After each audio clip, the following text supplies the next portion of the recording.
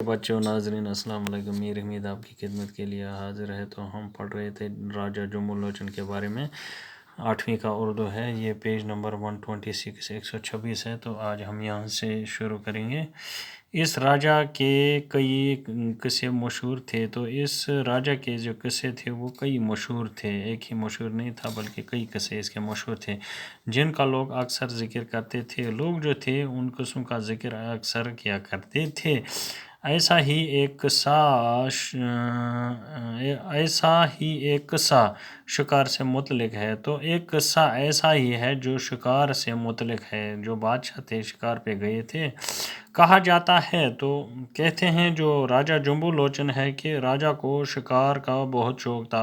راجہ جمبو لوچن جو بادشاہ تھے اس کو شکار کا بہت شوق تھا، تو اکثر یہ شکار پہ جایا کرتے۔ ایک مرتبہ وہ اپنے درباریوں کے ساتھ شکار کے لیے نکلا۔ تو ایک مرتبہ ایسا ہوا کہ وہ اپنے درباریوں کو لے کر شکار کی تلاش میں نکلا۔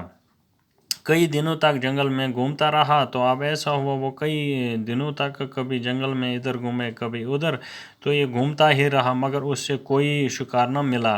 تو شکار کی تلاش میں گھومتا تھا جنگلوں میں، تو اس کو کوئی شکار ملا نہیں۔ وہ مایوس ہو کر ایک ٹیلے پر جا بیٹھا۔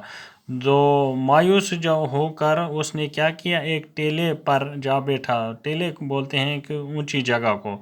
تو وہاں پہ ایک جگہ جو تھی وہ اونچی تھی، اس جگہ پہ وہ جا کے بیٹھ گیا۔ تھوڑی دیر سستانے کے بعد اس نے کیا کیا، راجہ پھر شکار کے لیے چل نکلا۔ تو اب اس نے تھوڑا آرام کرنے کے بعد اس نے اب شکار کی اور پھر رخ کیا، تو چل نکلا۔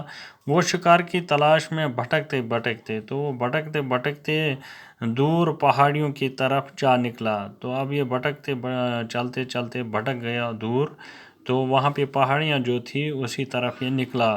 اچانک اسے ایک تالاب نظر آیا۔ تو جب یہ پہاڑیوں کی اور پہنچا تو وہاں سے اس نے نظر دوڑائی، تو وہ کیا دیکھتا ہے، اس کی نظر ایک تالاب پر پڑ گئی۔ اس نے تالاب کے قریب جا کر دیکھا۔ تو اب وہ تالاب کے قریب گیا تو اس نے دیکھا کہ ایک شیر اور بکری اکٹھے تالاب سے پانی پی رہے تھے۔ تو وہاں پہ اس نے یہ منظر دیکھا، شیر اور ایک بکری جو تھے وہ اکٹھے اس تالاب سے پانی پی رہے تھے۔ یہ منظر دیکھ کر راجہ حیران رہ گیا۔ تو یہ منظر جب اس نے دیکھا کہ شیر اور بکری اور ایک ہی تالاب پہ پانی پی رہے ہیں، یہ منظر دیکھ کر بہت حیران ہو گیا اور سوچنے لگا، اب یہ بادشاہ سوچنے لگا کہ شیر جو بکری کو کھا جاتا ہے، شیر کا کام ہے کوئی بھی جانور اسے جنگل میں ملے تو اس کو کھا جاتا ہے، تو بکری کو یہ کھا جاتا، کتنے پیار سے بکری کے ساتھ پانی پی رہا ہے۔ تو اب یہ شیر کیا کر رہا ہے، کھانے کے بجائے اسے بڑے پیار سے یہ دونوں وہاں پہ پانی پی رہے تھے۔ اس کے دل میں ہمدردی اور رحم کے جذبات نے جوش مارا۔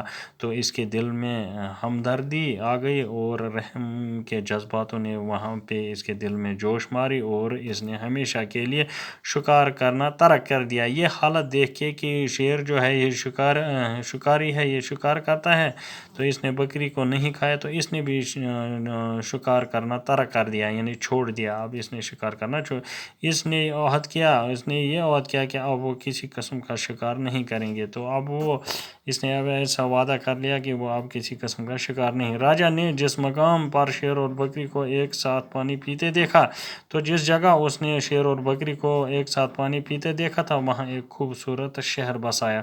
تو اسی جگہ اس نے ایک ایسا شہر خوبصورت بسایا اور اپنے نام پر اس شہر کا نام جمبو رکھا۔ تو اس شہر کا نام اس نے جمبو رکھا، جو رفتہ رفتہ جمبو کے نام سے مشہور ہوا۔ تو جمبو شہر جو ہے یہ جمبو لوچن کے نام پر رکھا گیا تھا۔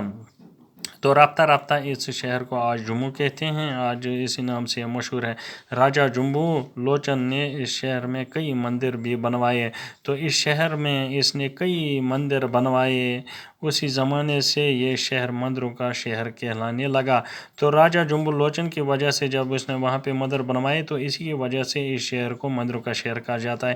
ابتدا میں یہ چھوٹا سا شہر تھا، آبادی کم تھی، بازار بھی کم تھے۔ ابتدا میں یہ شہر چھوٹا، اس کی آبادی بھی کم تھی اور بازار بھی کم تھے، تو آج یہ شہر بڑا ہے اسے۔ تو انشاءاللہ آئندہ کل اسے آگے پڑھیں گے، تب تک کے لیے خدا حافظ۔